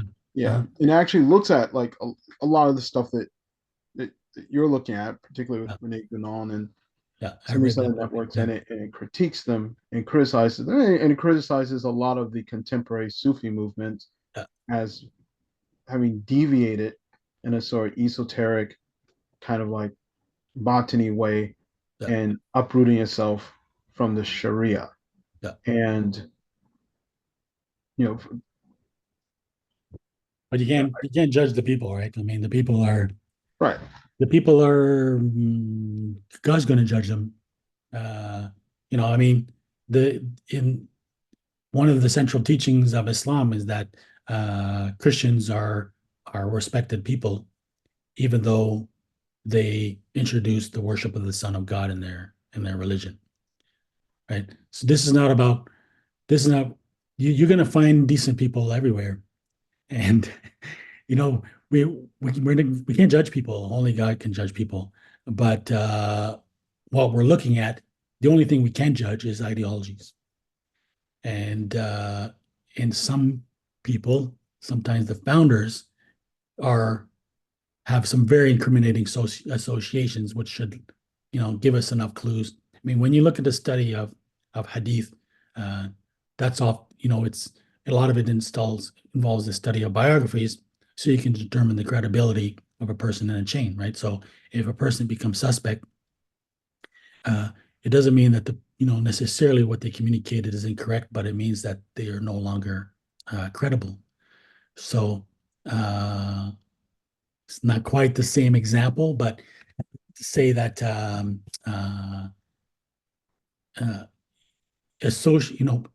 association, we can't always practice guilt by association, but in certain cases, if it's open enough, then it's usually so a relationship like what Abdul Qadir with Ernst Jünger, that's a damning association, right? That's like Osama bin Laden being friends with George Bush. I mean, it's a clearly impossible connection.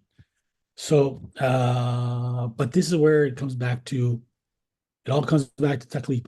And so this is why we were talking about at the beginning of oh, how deeply compromised the Islamic world is. I've heard estimates that as many as 80% of the mosques in North America have been Saudi funded.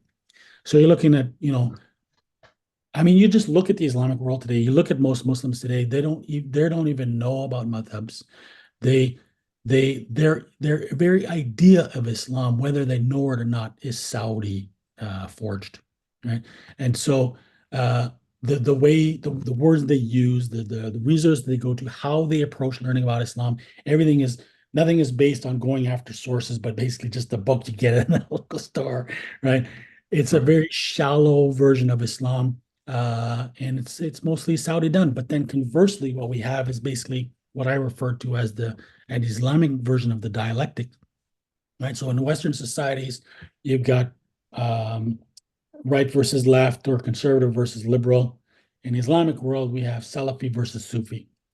So the tragedy is that the only grouping that is openly critical of the Sufis is the Salafis. The only group that is critical, intelligently critical of the Salafis is the Sufis.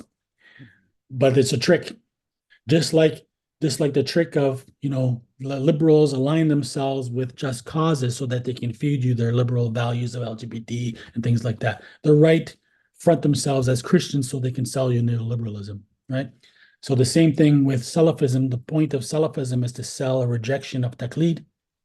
And what the Sufis do is they criticize the Salafis for banning taqlid. In fact, they call people like Hamza Yusuf are called Mm-hmm. traditional Muslims, traditionalist Muslims. It's a strange irony because it's a double use of the term.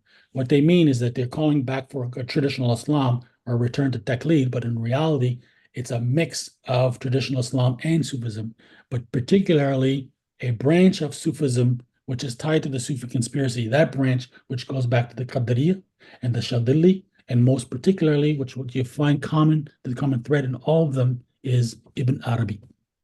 So on one side, you've got Ibn Taymiyyah, and the other one, you've got Ibn Arabi. So you're saying that basically they operate as a dialectic, Ibn. I Mia Ibn I'm not sure Arabi. if it's intentional, but that's how it works. So Yeah. the tragedy is that, there's no one in the middle. There's no one calling for the true traditional Islam. It's not there. Where people ask me, who can we trust? I don't see anybody. I don't. I believe we need to start from scratch. The prophet said that God doesn't take away, Allah doesn't take away knowledge. He takes away the knowledgeable, and that's the books are all there. We just don't have anybody uh, informed enough, instructed enough, educated enough to not only know how to act, not only be able to access them, but know how to access them, right? To be properly instructed in methodology of sourcing the the evidence and producing intelligent rulings. I I would definitely love to continue along those lines and explore that more. I'm sure Mhm. that some of the brothers um, in the groups I hang out with would definitely have lots of questions and you know definitely probably also like some there's going to be brothers who lean more Salafi. They're going to have some pushback with that and have some questions. There are brothers who lean more Sufi Yeah. or who are even members of Tariqa, and they'll have some pushback. And it'll be interesting to just get some questions and see how that goes. But in the time we have left, if you don't mind, um, because and it kind of providentially comes together, would you be willing to maybe talk a little bit about the Order of the Nine Angles? Oh, You know, right. even though it's jumping because that Oh does no, kind of it's not tap into jumping synarchism and back there. So gladio Alexander behind networks and Dugin, stuff. yeah. So Alexander Dugin is the um a friend with Kerry Bolton. And Kerry Bolton is one of the representatives of the Order of Nine Angles. And so this is curious too. Like um, so again, the point of um, Dugan is all over the place. His mission is to bring about the end times, like he calls that task, right? And so he's developed with this dichotomy based on a dichotomy of Carl Schmitt, which is a land and sea dichotomy. This is what the Carl Schmitt devised, and he based that on the myth of Leviathan and Behemoth of the Bible. But it's an interpretation he derived from the Kabbalah, despite the fact that he was a Nazi. And so it's the idea that the land and sea are perpetually at war with each other, and it's sort of a geopolitical concept. So Dugan has interpreted this and he's adopted this, and he believes that there is a war between the Atlanticists and the Eurasians. And I believe that he is pursuing a conflict that was articulated by the neoconservatives. So Samuel Huntington particularly predicted that in the post-Cold War era, the world would be divided into civilizations. So it'd be a clash of civilizations, as he called it. And so you'd have the Catholic bloc, and you'd have the Western bloc, and you would have the Eurasian bloc. He didn't call it that, but it would be basically, or you'd have the Islamic world, and you'd have the Russia, the Orthodox world. So what Dugan is aiming to do is to create what's called a Eurasian empire. It's all based on Alfred Mackinder. Alfred Mackinder, the father of geopolitics. So the idea that to control the world, you need to control the world island. And to control the world island, same idea proposed by Brzezinski, you need to control Eurasia. And so the idea is that this Eurasian bloc is Hyperborea, and which is against Atlantis. And so the West and NATO is Atlantis. And in his own words, Dugan says that it's not because he dislikes the West, it's because he's fulfilling his civilizational destiny. Because he's born in that part of the world, then his destiny is to pursue the agenda of that part of the world. And of course, those who were born in the Atlanticist region are by necessity compelled to serve theirs. And so that's the plot that he's working out. And that's why you find that Dugin was behind the Russian campaign to support the election of Donald Trump. And that was a uh, Mossad operation, which was disguised as a Russian one, carried out by um, carried out by Russian hackers, connected with the Jewish mafia, because the Russian mafia is a Jewish mafia, using online networks of Discordians, It's which is funny back that you very say early. that because I know one other, I've only heard one other person alive with that idea, and everyone he's mentioned is are like, "Are you insane?" And it's fascinating. Like no one else, like the Mossad connections, like no one else like seems It's to come have out a little seen bit recently, yeah. And it's all connected to Chabad Lubavitch, the Chabad Lubavitch Messianic movement, right? Which is headed until recently by Rebbe Schneerson. And so the you know the tricky part about the Hasidic movement is that it divided into several groups, and Chabad is one of them. Uh, and so first of all, the Hasidic movement was rejected as heretical when it first came out, particularly by Vilna Gaon, who's like the one of the most respected rabbis of the time. He rejected them as heretics. But the branch of Chabad Lubavitch in particular were Sabbatians.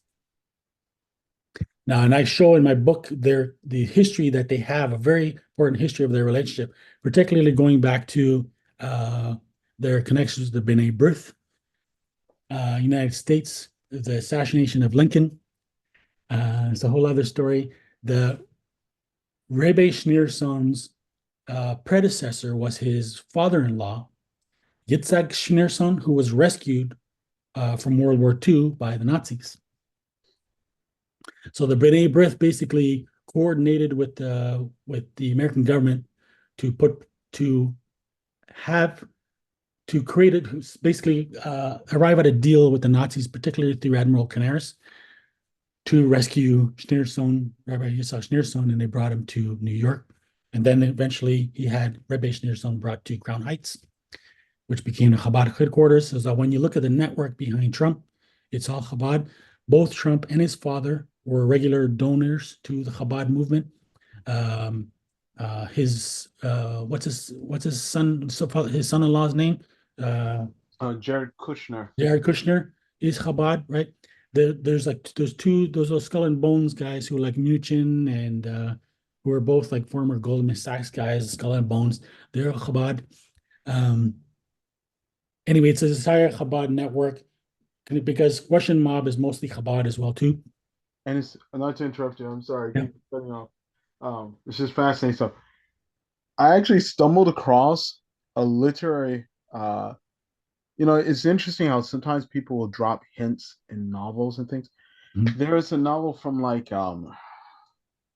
it's like from 19. It was from like 1973, 1974. It was an early um novel. It was one of these early like gumshoe kind of venture. Well, not early. I mean, we've been late by now, but it was one of these like kind of like not quite pulp fiction, but Mhm. kind of like one of those murder uh Mysteries. novels. Mhm. And it was about this guy named Sam Sam Briscoe. Mhm. It was by Pete Hamill, novelist Pete Hamill. It was the first Sam Briscoe novel. Like I read it, I just came across it about a year ago, and Mhm. I fell in love with the author's writing style. So I just picked up more of them. But what I found interesting was this novel indirectly. It struck me like an electric bolt in my head. The novel indirectly references Chabad, Right. not by name, but basically, it has a figure that represents Schneerson. It Mhm. has like a Hasidic movement, Mhm. very similar to Chabad in sort of Crown Heights, Brooklyn area, Right. and it's basically involving that network and some mafiosi Right. um, regarding smuggling um, artifacts Right. from Israel that they hope will help bring about the Messiah, Right. and like and how massive corruption. There's like certain real estate developers who are donating to him, and everyone's kind of kowtowing to him. And I'm sorry, it's just when you mention that, it just hit me because the novel's from like it's like 50 years old. Right. And I just happened to be reading it a few months ago, and it just stuck in my mind. Like it was really interesting. I'm like, this eerily sounds like a Chabad reference, and this Yeah, whole network that's described within the novel criminal sounds network. a lot like the New York Mhm. property development network. And Exactly, yeah, exactly. So right. basically, what was happening is that Dugan was because Dugan uh, regards the Sabbatian movement and the Chabad movement as being a more legitimate Israeli traditionalist is what he how he refers to them, or Jewish traditionalist is how he calls them. And this is how Dugan is connected to a lot of people, especially like somebody like Avigdor Eskin. And Avigdor Eskin is connected to the Temple Institute, which is involved in attempts to rebuild the temple on Al-Aqsa, right? They red heifers and all that whole story. So yeah, so the idea was to use this Russian slash Jewish mafia to of to mobilize hackers to accelerate memes, what they call meme magic, through Discordian networks online in places like 4chan to throw out all these memes and connected to the alt right. So Dugan, of course, he was connected. So the alt right is a whole other story that links to the entire history of fascism in the United States. As something we can maybe talk about to some other time. Uh, and that's why, the idea of the America First Committee goes back to a group called Yeah, sorry. The reason why Trump used the slogan America First is because it was a reference to the America First Committee. It was founded in the during World War II, was funded by the Nazis, and was another front for the Klan that again had all kinds of ties with Zionists, particularly a guy like named Boris Brassall. It's a whole other story. Um, uh, Using Cambridge Analytica, so on and so forth, um, to elect Trump, of course, because Trump is a tool, Zionist instrument. Mm-hmm. So, how this links back now to the Order of Nine Angles is because the Order of Nine Angles is central to a modern movement called accelerationism. And accelerationism is a right-wing fascist movement to accelerate the end times. And so what you find now is instead of Islamic terrorism, you find mostly neo-Nazi terrorism, and it's usually part of this uh, accelerationist network of which Dugan effectively is sort of like a godfather. The the the the leading sort of exponent of accelerationism, a guy named Nick Land. Mm-hmm. He's a British guy, a Crowleyite, cybernetician, philosopher, who he put forward a philosophy called Dark Enlightenment, and it's influenced people like Peter Thiel. Peter Thiel, part of the PayPal mafia, original founder of Facebook. He also founded a CIA-backed company called Palantir, which Mm-hmm. is what Cambridge Analytica used to breach Facebook to grab the data. And um, uh, Peter Thiel is also based his thinking on that of Carl Schmitt. And so the accelerationism goes back to the process church. And the process church, of course, is the church that was influenced Charles Manson, uh, and whose disciples killed, among other celebrities, Sharon Tate, the who was the wife of Roman Polanski, who was the director of Rosemary's Baby, a satanic movie that was produced by Robert Evans, a major Hollywood tycoon, who is friends with Henry Kissinger. He was also friends with Roy Radin, who was, according to Terry Maury Terry, the leader of the Process Church. And for a time, Uh, Robert Evans was married to Elizabeth of Yugoslavia, who Hmm. was an heir to the throne of Yugoslavia. She was also the grand patroness of the Order of the Fleur de Lis, which was founded by Rene of Anjou, Grand Master of the Priory of Zion. It kind of Just all to comes make it full together. circle. Yeah. Yeah, full So there's circle. lots of details I could go into more, but that's just a peek. Yeah. Well, it's probably it's getting pretty close to 7:30, so maybe this is a good time for us to Yeah, break off. So this is all fascinating material. And thank you for sharing it. And yeah, if when you're free, if you'd like, maybe we part could three. do, yeah, yeah, part three. I mean, we can bring in, some questions of That would be great. Yeah, some other brothers, but it's interesting how it does all connect, and like from and I think we share this mutual frustration with the degree to which how a lot of people ignore history, yeah, and that there's a historical background to everything. The historical background and context yeah. like conditions things, and That's right. it's yeah, it's not possible to understand what's going on today if we don't. Unless you study it. Yeah, yeah, Exactly. And it's definitely. that's why, when Muslims treat Islam like it's, uh, well, of course it's universal, but they treat it as if it's always applicable the same in all situations, and you don't need to study the current situation because they basically secularize their religion, right? They've they become they've turned religion into what the secular West has. It's basically as an individual practice, as opposed to a social responsibility. And so, what we're required to do is we're required to introduce or implement Islam in our current situation. And you can't do that. You can't do that unless you understand it. And this is what they're doing. So instead of working to understand, they're too busy trying to convert the the to the unbelievers to their version of Islam, instead of recognizing that no, it's the system that they need to address. Hmm. Right. I I think I think that is very aptly put.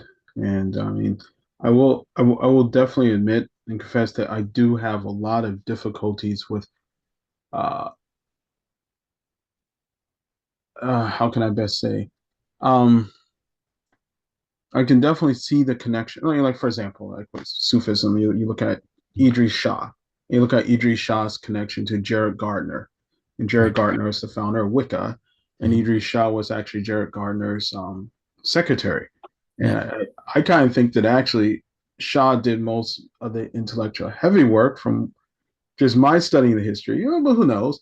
But Right. Jared Gardner was a Crowley acolyte, so it's weird to have a Secretary. Scottish, I mean, a half Scottish because his mother's Scottish, half Scottish, half Afghani, Mhm. practicing Muslim, Mhm. who is helping one of Crowley's like students basically invent a new religion. Um, And look at there's the example of Afghani, right? mhm, If we look at all the famous occultists that have shaped history in recent times, going all back to say like John Dee, Francis Bacon, Rene Guénon, Edward Bulwer Lytton, Aleister Crowley. It's amazing that in that gamut, uh, probably the one who was most influential would have been Jamal Afghani. but no one mentions him in that context, and no one Yeah, looks at him in that context. And he was an international man of mystery. There's very always much so. Yeah. popping up in Paris salons, popping up here and there. But I do personally, and maybe it's something we could talk about more. I do see a lot of value.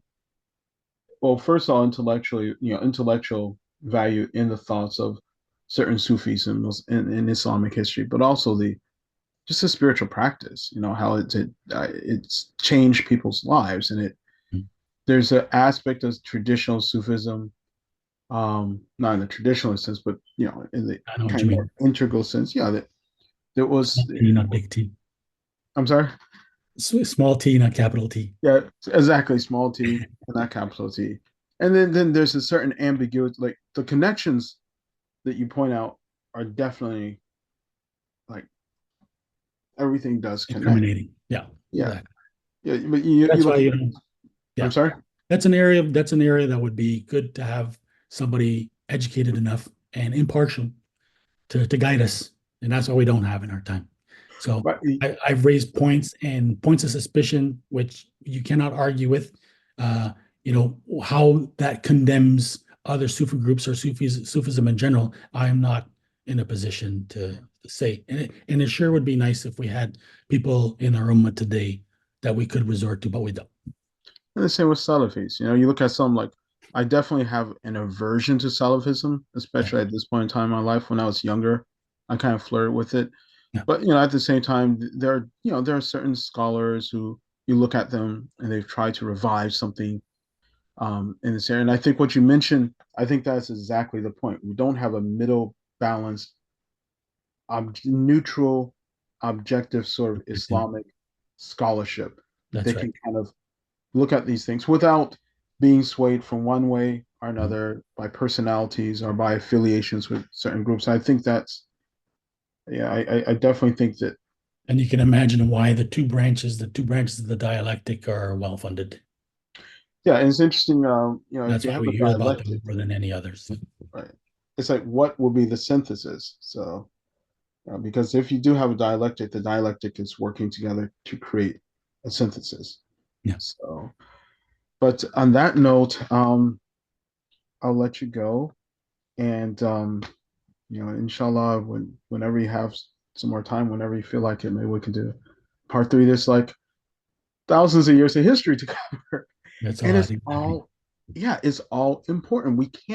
People cannot understand what's happening in Gaza right now without Right. understanding the history of Zionism. And Right. their brothers who they'll look at a little bit here and there, but then you wind up with this sort of cartoonish view, That's right. of who the Mhm. Zionists are, Yeah. who the Jews are, who the Muslims are, who the Christians are, who the West, Yeah. the East, these, and without understanding the background, how can we figure out how to get out? No, Yeah. So, exactly. Jazakallah khair. Thank you so much for your time and for you know, being willing to do this. And, I really appreciate it. And I ordered your book on Zionism Mhm. from Amazon. Um, so when it does arrive, I will eagerly consume it because what you mentioned about the whole um, context Mhm. of German nationalism, the formation of Aryan. Actually, there's a yeah, this is actually it's actually an immense historical Right. Yeah. the Aryan That's myth. yeah, Yeah, Leon Poliakov. That's one of the early books that I read that kind of opened the can for me. it's definitely a can opener. Yeah. I didn't even intend that as a pun, but yeah, there's just so much going on. Like I'm fascinated with Fichte and Fichte's role Mhm. in forming the modern education system, how that's created the modern mind, where transhumanism fits in all this. Mhm. So I'll let you go, and inshallah, let's do it again sometime. It'd be a pleasure, brother. Thank you again for having me. The pleasure is all mine. Thank you again for being with me. So take care of yourself and have a good night. Thank you. Assalamu alaikum. Walaikum salam.